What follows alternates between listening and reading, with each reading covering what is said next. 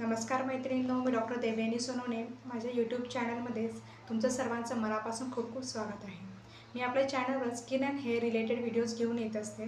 त्यातलाच आज एक टॉपिक मी घेऊन आलेले आहे, तो म्हणजे स्किन बॉट, स्किन टॅग्स. ते काय असतात, ते कशामुळे होतात, त्याची काय काय कारणं आहेत, त्याचे कोणते कोणते प्रकार आहेत, त्याच्यावर होमिओपॅथीने कशी ट्रीटमेंट केली जाऊ शकते आणि त्याच्यावर आणखी दुसरा कोणता उपाय आहे का, हे सगळं व्हिडिओमध्ये मी आज तुम्हाला सांगणार आहे.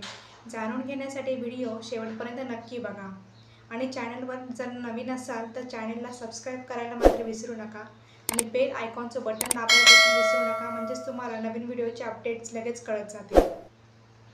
मैत्रिणींनो, स्किन बॉट्स, स्किन टॅग ही आजकाल बऱ्याच लोकांमध्ये दिसणारी समस्या आहे.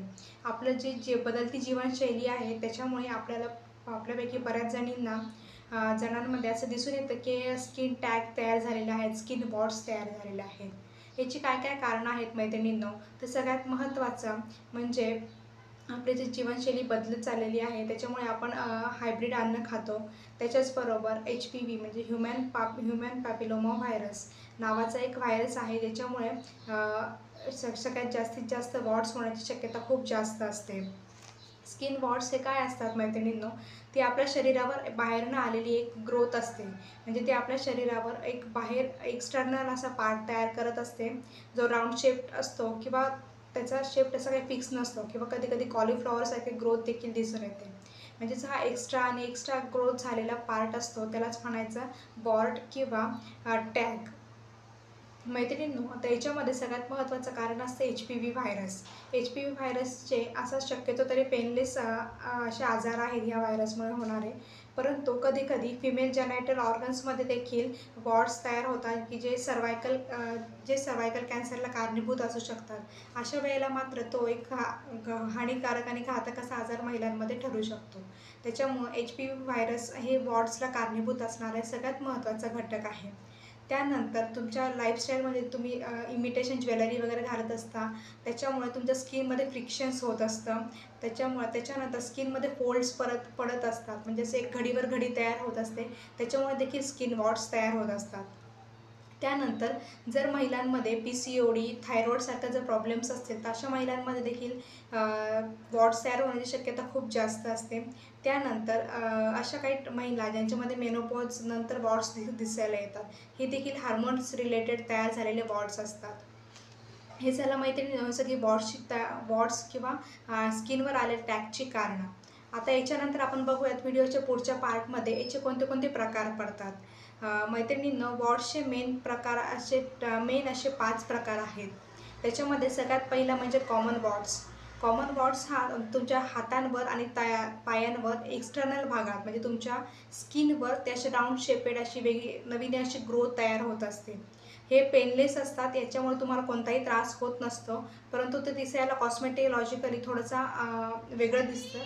त्याच्यामुळे तुम्हाला ते असं वाटतं जसं की आपल्या शरीराला तो पार्ट नको, त्यामुळे त्यावर ट्रीटमेंट घेणं हे गरजेचं असं ठरू शकतं. त्यानंतर येतात प्लांटर वॉर्ड्स. प्लांटर वॉर्ड्स हे सगळ्यात जास्त प्रमाणात दिसून येतात. प्लांटर वॉर्ड्स हे तुमच्या पायांच्या तळव्यावर असतात.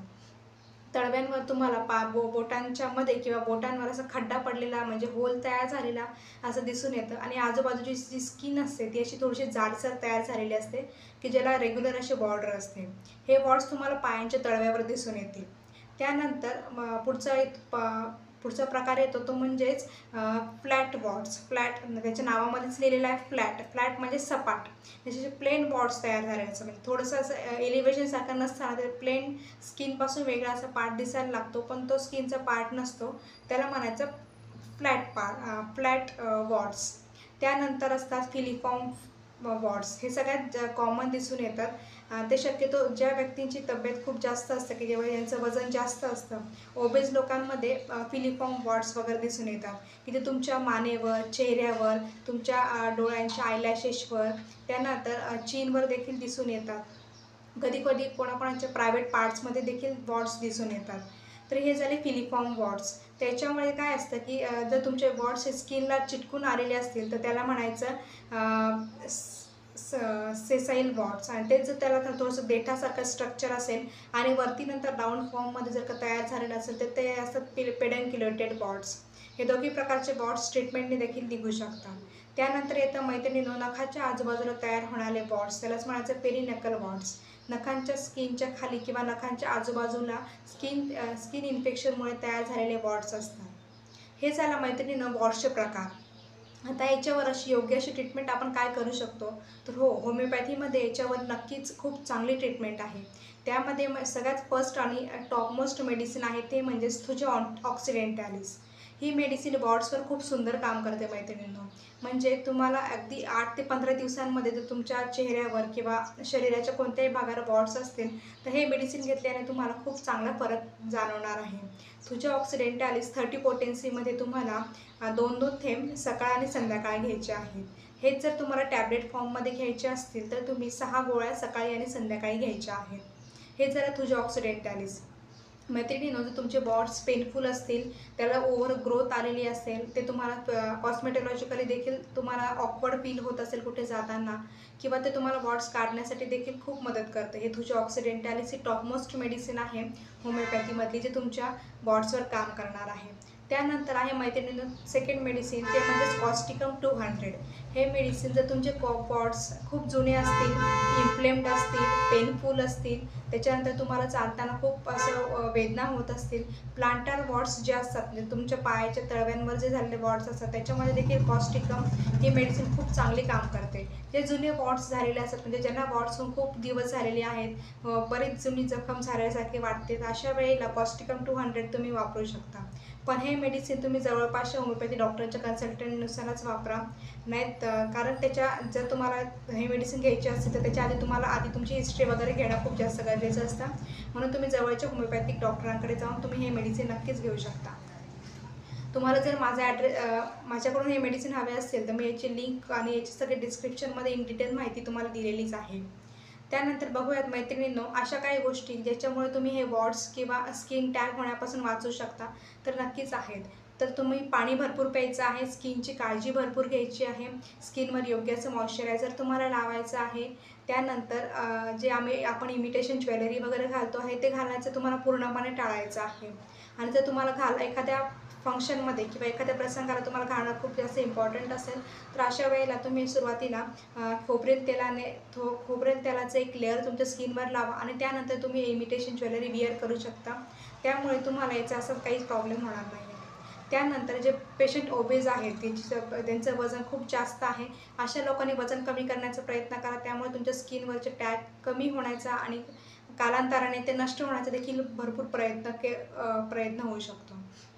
त्यानंतर मैत्रिणींनो, अशा काही ट्रीटमेंट्स देखील याच्यामध्ये आहेत जसं काही लेझर्स असतील किंवा रेडिओ फ्रिक्वेन्सीचा यूज करून देखील तुम्ही हे वॉट्स घालू शकता. तर ते कसं करायचे, तर तुमचे वॉट्स हे खूप लहान असतील, पेडन्क्युलेटेड फॉर्ममध्ये जर का तुमचे वॉट्स असतील तर तुमच्या वॉट्सच्या बेसला क्रीम लावली जाते, जी नंबिंग क्रीम असते. त्याचा ॲनेस्थेशियासारखे इफेक्ट असतो, म्हणजे ती जागा थोडीशी बदली केली जाते.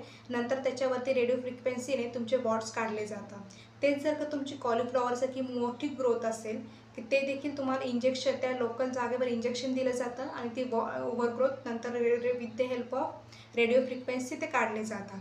हे झालं मैत्रिणींनो लेझर्स आणि रेडिओ फ्रिक्वेन्सीने तुम्हाला करता येण्यासारखे उपाय. हे उपाय देखील तुम्ही एखाद्या चांगल्या कॉस्मेटॉलॉजिस्टकडे कन्सल्ट करूनच तुम्हाला करायचे आहेत. मैत्रिणींनो, बऱ्याच वेळेला काय होतं ना की आपण अशा काही प्रॉब्लेम्स झाल्यानंतर सगळ्यात पहिले आपण सलूनमध्ये मेडिकलवाल्याकडे जाऊन वेगवेगळे उपाय करण्याचा किंवा असं नको ते मेडिसिन लावण्याचा प्रयत्न करत असतो. पण त्याच्यामुळे होतं काय की तुमची प्रॉपर अशी ट्रीटमेंट न झाल्यामुळे ती जखम किंवा ते वॉट्स खूप जास्त डीप जाण्याचे आणि स्किनला जास्तीत जास्त इन्फेक्शन होण्याची शक्यता खूप जास्त असते. बऱ्याच वेळेला लोकांना अशी सवय असते की घोड्याचा केस लावून ठेवायचा, त्याच्यामुळे त्याचा वॉट्स तुटून पडतील. हे असले काही घरगुती उपाय तुम्ही करण्याचा प्रयत्न करू नका, कारण त्याच्यामुळे खूप हानिकारक असा तुमच्या शरीरावर परिणाम होऊ शकतो. जर तुम्हाला असे काही वॉट्स वगैरे झालेले असेल तर तुम्ही जवळच्या एखाद्या कन्सल्टंटला कन्सल्ट करू शकता. त्यानंतर अशा काही घरगुती टिप्स आहेत का ज्याच्यामुळे तुम्ही वॉट्स वगैरे घरीच काढू शकता का नाही मैत्रिणींनो, अशा वॉट्ससाठी घरगुती काही टिप्स तुम्ही वापरू नका. कांदा लसूणचा रस लावू नका किंवा घरगुती काहीही करण्याचा प्रयत्न करू नका. बऱ्याच लोकांना ते दोऱ्याने बांधून देखील ठेवण्याची सवय असते, ते देखील करण्याचं तुम्ही टाळा. मैत्रिणींनो, व्हिडिओ कसा वाटला व्हिडिओ आवडल्यास व्हिडिओला लाईक शेअर आणि सबस्क्राईब नक्कीच करा.